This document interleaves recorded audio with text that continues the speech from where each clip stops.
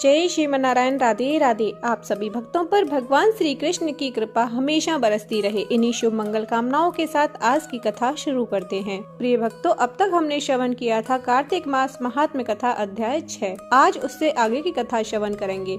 उससे पहले हम श्रवण करेंगे मघा नक्षत्र की कथा।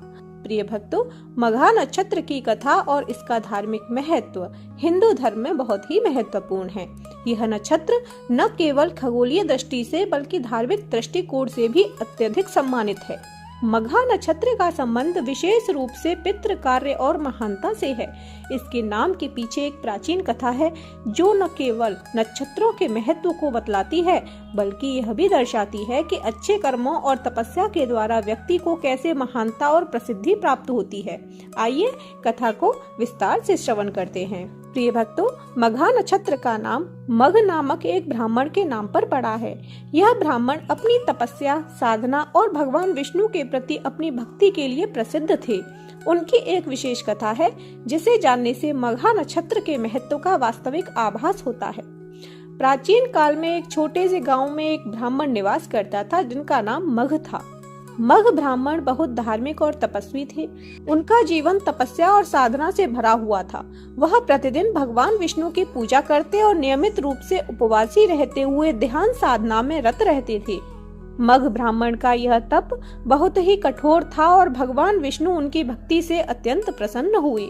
एक दिन भगवान विष्णु मघ ब्राह्मण के पास पहुँचे और बोले, तुमने बहुत कठिन तपस्या की है, अब तुम मुझसे कोई वरदान मांग सकते हो।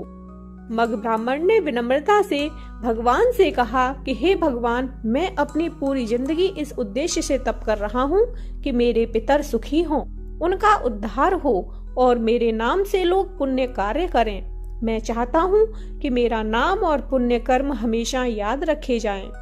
भगवान विष्णु ने ब्राह्मण की भक्ति और तपस्या से प्रसन्न होकर उन्हें आशीर्वाद दिया और कहा, तुम्हारे नाम और पुण्य कर्मों का प्रभाव हमेशा इस पृथ्वी पर रहेगा। तुम्हारा नाम अब मघा नक्षत्र के रूप में प्रसिद्ध होगा और यह नक्षत्र पितरों की पूजा से जुड़ा रहेगा। भगवान विष्णु के इस आशीर्वाद के बाद मघा नक्षत्र का अस्तित्व हुआ। इस नक्षत्र के साथ जुड़े हुए सभी लोग कर्म, पितृ कार्य, पुण्य और महानता के प्रतीक माने गए। इसके बाद से मघा नक्षत्र के समय विशेष रूप से पितरों की पूजा, तर्पण और श्राद्ध कार्य किए जाते हैं। प्रिय भक्तों, अब जान लेते हैं मघा नक्षत्र का महत्व। मघा नक्षत्र का संबंध पितरों के साथ गहरा है। इसे पितृ नक्षत्र भी कहा जाता है क्योंकि मघा नक्षत्र के अंतर्गत पितरों की पूजा करने से उनके आशीर्वाद प्राप्त होते हैं और पितृ दोष समाप्त होते हैं। मघा नक्षत्र का विशेष महत्व माघ मास के दौरान होता है, खासकर माघ शुक्ल पक्ष में। इस समय किए गए पितृ कार्य और श्राद्ध से पितरों की आत्मा को शांति मिलती है और व्यक्ति को पुण्य की प्राप्ति होती है। मघा नक्षत्र को सूर्य और शनि के प्रभाव का नक्षत्र माना जाता है। यह नक्षत्र पितरों के साथ साथ समाज में सम्मान, सफलता और प्रतिष्ठा पाने का भी प्रतीक है। मघा नक्षत्र में जन्म लेने वाले व्यक्तियों के जीवन में नेतृत्व क्षमता, प्रशासनिक गुण और समाज में उच्च पद पर कार्य करने की संभावना अधिक होती है। इस नक्षत्र के तहत जन्मे लोग प्रायः उच्च लक्ष्यों को प्राप्त करने में सक्षम होते हैं और उनके कार्यों से समाज में सम्मान प्राप्त होता है। प्रिय भक्तों, अब श्रवण करते हैं माघ मास महात्म्य का 7वां अध्याय। कल हमने श्रवण किया था 6वां अध्याय जिसमें हमने हेमकुंडल और उसके दोनों पुत्र कुंडल और विकुंडल के कर्मों को देखा था। अब उससे आगे की कथा श्रवण करेंगे जिसमें उनके कर्मों के अनुसार उन्हें क्या फल मिले उसके बारे में श्रवण करेंगे। तो बोलिए श्री कृष्ण भगवान की जय। माघ के स्नान की जय।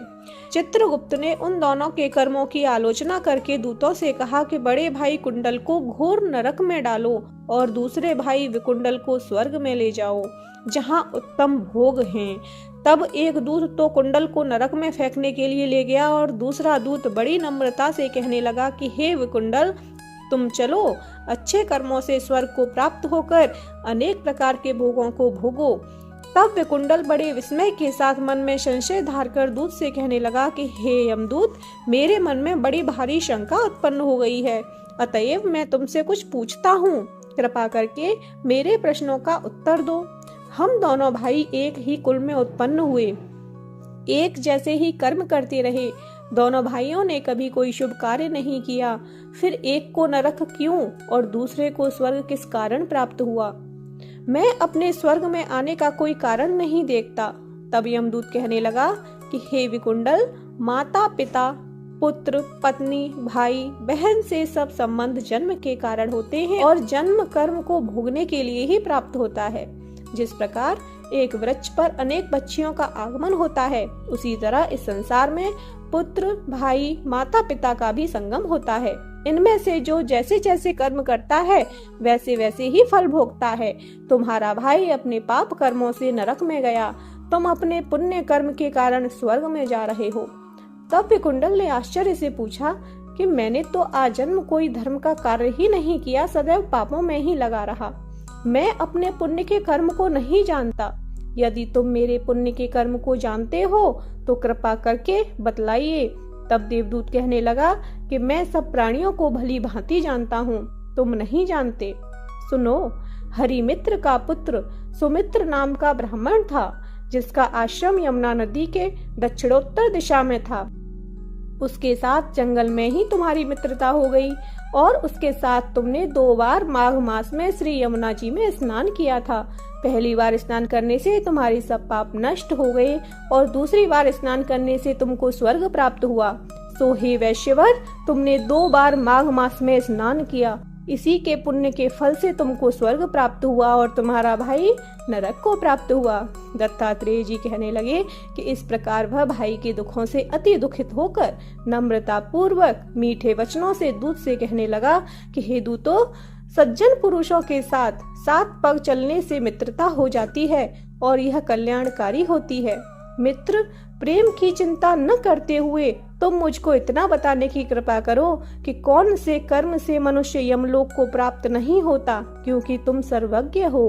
प्रिय भक्तों, माघ मास महात्म्य का 7वां अध्याय यहीं समाप्त होता है। इससे आगे की कथा कल श्रवण करेंगे। बोलिए श्री कृष्ण भगवान की जय, माघ के स्नान की जय।